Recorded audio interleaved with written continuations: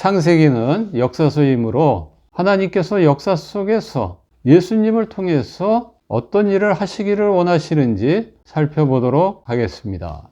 하나님은 이 세상을 만드시기 전에 인간을 예수님의 몸으로 예정을 하셨습니다. 하나님은 예수님을 사랑하기 때문에 예수님과 한 몸인 우리를 사랑하십니다. 그래서 우리를 최고로 만드셨고 최고의 환경 속에서 최고의 대우를 해 주셨습니다. 그런데 최초의 인간이었던 아담과 하와가 마귀의 꾀임에 빠져서 하나님의 말씀을 어기고 범죄함으로 인해서 인간은 하나님과 같이 살 수 없게 됐습니다. 하나님은 거룩하신 분이기 때문에 죄 지은 인간과 함께 살 수가 없게 된 것이죠. 자, 우리 인간 같으면 어떤 계획을 세워서 일을 진행시키는데 초반에 뭐가 잘못됐어요. 그러면 보통 어떻게 합니까? 다시 그냥 엎어버리고 다시 계획을 세워서 일을 진행시키는 게 일반적이죠. 그러나 하나님은 그렇게 하지 않았습니다. 특히 예수님이 원래의 상태로 되돌리시기를 원하셨어요. 아니, 원래의 상태보다 더 좋은 상태로 되돌리시기를 원하셨습니다. 그래서 친히 예수님께서 여자의 후손으로 오셔서 마귀와 그의 후손을 완전히 멸망시키는데 예수님도 상처를 입습니다. 사실 피조물인 여자의 후손으로 오는 것도 수치인데 또 싸우다가 상처까지 입습니다. 우리 인간을 원래의 상태로 되돌리기 위해서 그 모든 것을 예수님이 다 감수하겠다는 겁니다. 뿐만 아니라 하나님은 사랑이기 때문에 범죄한 인간을 아주 버리지 않았죠. 가죽옷을 지어 입혔다는 것은 아주 버리지 않았다라는 것을 의미하는 겁니다. 예수님께서 특히 천국에서 영생을 하게 하심으로 에덴 동산에서 살았던 그 환경보다 더 좋은 환경에서 살 수 있도록 그렇게 만드신 거죠. 그러면 자기 백성들이 어떻게 해야 영생을 얻을 수 있을 것인가 하는 것이 5장부터 나오죠. 영생을 얻는 것은 선행을 한다고 해서 얻을 수 있는 것이 아닙니다. 아담의 후손들은 다 원죄를 갖고 태어나요. 그래서 아무리 오래 살아도 결국은 죽습니다. 결국은 멸망을 당해요. 많은 사람들은 900살 이상 살았다는 것에 주목을 하지만 성경은 오래 산 것에 주목을 하는 것이 아니라 죽었다라는 것에 강조를 하고 있습니다. 오래 살았지만 결국 죽었다라는 거죠. 이렇게 원죄를 갖고 멸망을 당할 수밖에 없는 인간들이 유일하게 영생을 얻을 수 있는 길은 바로 여자의 후손으로 오시는 이 예수님을 믿을 때만 가능한 겁니다. 원죄를 갖고 태어난 인간은 악합니다. 원죄를 갖고 태어난 그 인간은 하나님을 두려워하지 않습니다. 하나님을 찾지 않아요. 또한 사람에 대해서는 폭력적이고 거짓말을 아주 잘합니다. 그래서 하나님께서 노아 시대 때의 40일간의 홍수를 통해서 그 인간들을 다 심판하셨던 겁니다. 심판 이후에 노아와 그의 자손들로 인해서 태어난 그 새로운 인류 역시 어려서부터 악하다고 성경은 기록하고 있어요. 즉 원죄를 또 갖고 태어납니다. 그래서 하나님은 바벨탑 심판을 행하시는 겁니다. 심판 후에 인류가 새로 태어나고 하나님은 또 심판하고 새로운 인류가 또 태어나면 또 악해서 결국은 심판하는 이런 역사가 반복되게 됩니다. 역사를 계속 진행시키는 것은 의미가 없어요. 그래서 하나님께서 구원 역사를 아브라함을 택해서 이루어 나가십니다. 그동안 구원과 관련해서 하나님이 소극적으로 역사를 하셨다면 아브라함을 통해서 하나님이 이제 적극적으로 역사 개입을 하십니다.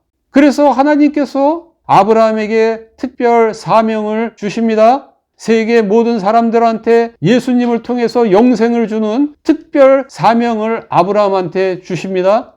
아브라함 보고 너는 복의 통로가 되라고 말씀합니다. 너는 복의 전달자가 되라고 말씀합니다.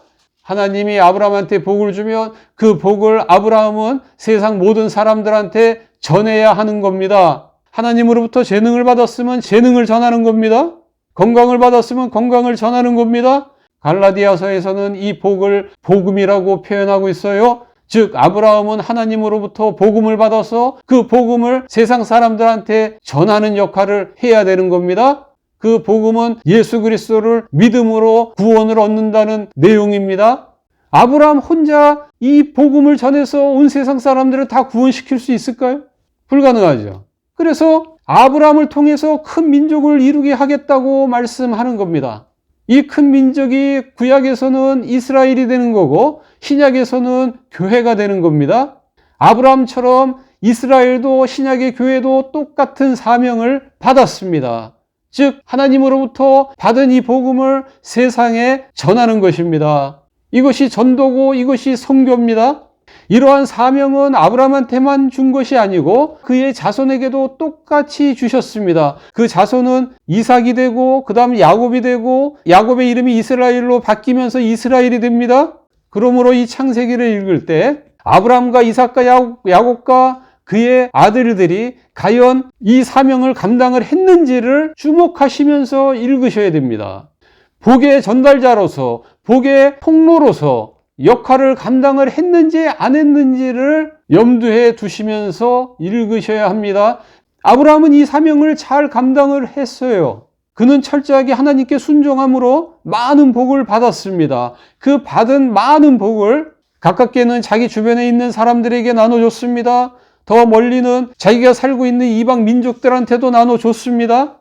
삶을 통해서 복음을 전했습니다. 그러나 그의 자손인 이삭은 보통이라고 할 수 있습니다. 야곱은 이 사명을 거의 감당을 안 한 사람입니다. 요셉은 비록 낮아졌지만 이 사명을 감당합니다. 높아졌을 때도 감당을 합니다. 그러나 하나님은 이 모든 사람들을 다 사랑하셨습니다. 그래서 사명을 잘 감당했던 아브라함은 칭찬해주고 보통이었던 이삭에게도 함께 하셨고 잘 감당하지 못했던 야곱은 격려를 해줬으며 낮아짐 상태에서도 이 사명을 감당했던 요셉에게는 높여서 그 사명을 더 잘 감당하게 하셨습니다. 결국 예수님이 이 땅에 오셔서 이 사명을 다 감당을 하십니다. 온전한 복의 전달자가 되어서 12사도를 비롯해서 자기 주변에 있는 수많은 제자들을 통해서 땅끝까지 복음을 전하는 그런 역사를 행하십니다. 대가가 없습니다. 거저 주는 겁니다. 창세기를 읽는 우리는 어떻게 살아야 됩니까? 예수님을 믿으면 우리도 아브라함의 자손이라고 갈라디아서에 분명히 나와 있습니다. 아브라함의 자손은 아브라함과 같은 똑같은 사명을 받은 사람들입니다. 그렇기 때문에 우리도 복의 전달자가 되어야 되는 겁니다. 만나는 사람에게 하나님의 복을 나는 전해야 한다라는 그런 사명을 갖고 사시기를 바랍니다. 그래야 하나님께서 예수님을 통해서 복원하시려고 했던 그 계획, 원래 에덴 동산보다 더 나은 상태로 복원하는 그 계획이 하루빨리 이루어지게 되는 겁니다.